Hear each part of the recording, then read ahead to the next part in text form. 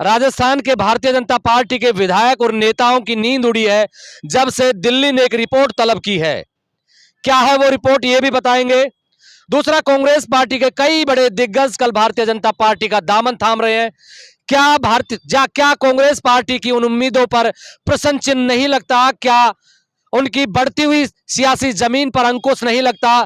जिस तरीके से एक साथ इतने बड़े नेता और इतनी ज्यादा संख्या में नेता कल भारतीय जनता पार्टी का दामन थामेंगे, इन दोनों पर बात करेंगे। उससे पहले अलवर जिले की दो बड़ी घटनाओं का जिक्र कर देते हैं। भारतीय जनता पार्टी के अलवर से प्रत्याशी भूपेंद्र यादव आज अलवर के एमआईए स्थित ईएसआईसी मेडिकल कॉलेज के प्रांगण में कर्मचारी राज्य बीमा निगम के उप क्षेत्रीय कार्यालय का उद्घाटन करने पहुंचे। हालांकि बड़े नेता जब भी कोई उद्घाटन कार्यक्रम होता है तो तय समय पर नहीं आते, लेकिन केंद्रीय मंत्री और बड़े कद के नेता होने के बावजूद समय पर पहुंचे। लेकिन मैं इसलिए कह रहा हूं कि वहां एक बड़ी घटना घटी।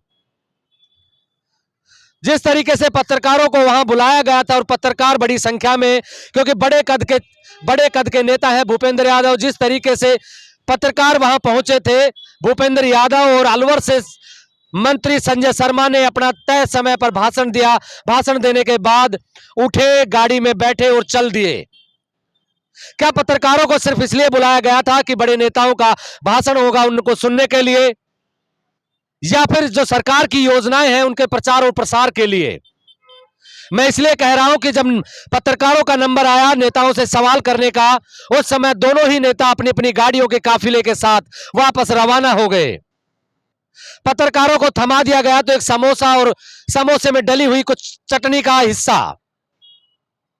क्या पत्रकार सिर्फ अब इस काम के लिए रह गए कि सरकार की योजनाओं का गुणगान करें?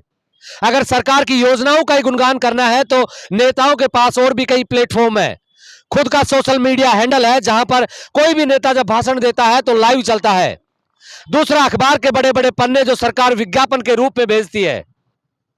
और अगर नेताओं को सिर्फ पत्रकारों को सवाल ही सुनवाना था, अपने भाषण ही सुनवाने थे, तो वीडियो रिकॉर्ड करते और सब पत्रकारों के व्हाट्सएप ग्रुप में उसे भेज दिया जाता ताकि पत्रकार नेताओं के भाषण सुनते और जो उनको करना था वो कर लेते। इससे लगता है कि भारतीय जनता पार्टी के नेताओं में अति आत्मविश्वास है, या फिर उनमें डर है कि कहीं पत्रकार कोई ऐसा सवाल ना खड़ा कर दे जिसका जवाब देने में उनको पसीने आ जाएं। पत्रकारों का काम होता है, जब भी पत्रकार किसी नेता के पास जाता है, जनता के सवाल लेकर जाता है, लेकिन अगर नेता इसी तरीके से पत्रकारों को अपने भाषण सुनाकर चले जाएंगे तो फिर जनता के सवाल नेताओं तक कौन पहुंचाएगा? एक जमाना हुआ करता था जब बीजेपी के नेता पूर्व प्रधानमंत्री मनमोहन सिंह को मोहन सिंह कहा करते थे। इससे संदेश आज के इस भाषण से और पत्रकारों का जिस तरीके से एक तरीके से अपमान किया गया, उससे यह लगता है कि भारतीय जनता पार्टी के नेता या तो अति आत्मविश्वास में है जीत के, या फिर उनमें डर का माहौल है। दूसरी तरफ बड़ी बात कर लेते हैं कि अलवर के जहां किशनगढ़ बास क्षेत्र, जहां पर अभी गोमांस मंडी मिली थी, बड़ी बड़ी अखबारों में खबरें आई थी, प्रशासन ने सख्त एक्शन लिया था, वहीं मेव समाज की एक बड़ी मीटिंग का आयोजन किया गया उन्हीं के आसपास के गांवों का, और उन गांव के लोगों ने निर्णय लिया कि जो गोमांस का सेवन करेगा, जो गो तस्करी करेगा, उन लोगों पर प्रतिबंध लगाया जाएगा, उन पर दंड लगाया जाएगा। क्योंकि मेव समाज में नहीं चाहता कि कुछ या चंद लोगों के कारण उनका समाज और उनका धर्म बदनाम हो। लेकिन क्या उनके इस तरीके से दंड लगाने से सारे काम रुक जाएंगे? क्योंकि दंड देने की सारी शक्तियां प्रशासन के पास है, और बिना प्रशासन के, अगर प्रशासन नहीं चाहेगा तो क्या ऐसी चीजें रुक सकती हैं? सवाल या निशान है। क्योंकि पहले भी जब गोकशी की जितनी भी घटनाएं घटी हैं उनमें पुलिस प्रशासन का नेग्लिजेंसी या उनका सहयोग बताया जाता है। क्या मेव समाज की इस पहल को प्रशासन अमल में लेके आएगा? और मेव समाज अगर कोई सूचना देता है तो क्या पुलिस प्रशासन उस पर तुरंत कार्रवाई करेगा, या फिर पहले की तरह जस की तस स्थितियां बनी रहेंगी और चुनाव के समय ऐसे मुद्दों को उखाड़कर किसी विशेष समाज को बदनाम किया जाएगा? सवाल बड़ा है। मेव समाज की अच्छी पहल है, इसका स्वागत किया जाना चाहिए और स्वागत कर भी रहे हैं लोग।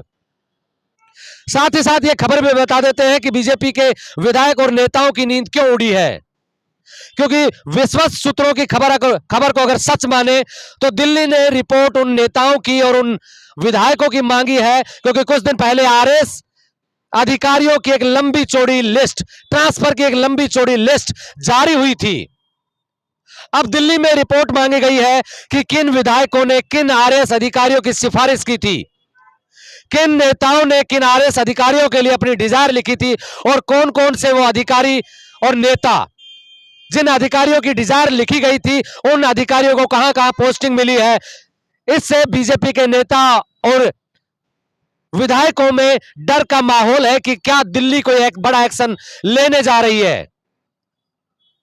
कांग्रेस की बात करें तो कांग्रेस के बड़े नेता जिस तरीके से कल बड़े नेता लालचंद कटारिया, पूर्व मंत्री राजेंद्र यादव, पूर्व विधायक आलोक बेनीवाल, हरेंद्र मिर्धा, रिचपाल मिर्धा, ऐसे कई कद्दावर चेहरे कल कांग्रेस पार्टी का दामन छोड़ भारतीय जनता पार्टी के आंगन में दस्तक देंगे। यह कांग्रेस पार्टी के लिए बड़ा नुकसान साबित हो सकता है, क्योंकि चुनाव का समय है और भारतीय जनता पार्टी जानती है कि कब किस समय किस तरीके की मार्केटिंग करनी है, क्योंकि ये बड़े नाम है। अगर ये कल बीजेपी में जाते हैं तो कांग्रेस पार्टी के लिए निश्चित रूप से एक बड़ा नुकसान साबित होगा। वोट की बात ना करें, क्योंकि वोटों का नुकसान तो होगा ही, साथ ही साथ जो चुनाव के दौरान एक सिनेरियो पैदा होता है, एक हवा और एक माहौल पैदा होता है, उस पर भारतीय जनता पार्टी एडवांटेज लेने के मूड में रहेगी और एडवांटेज मिलेगा भी।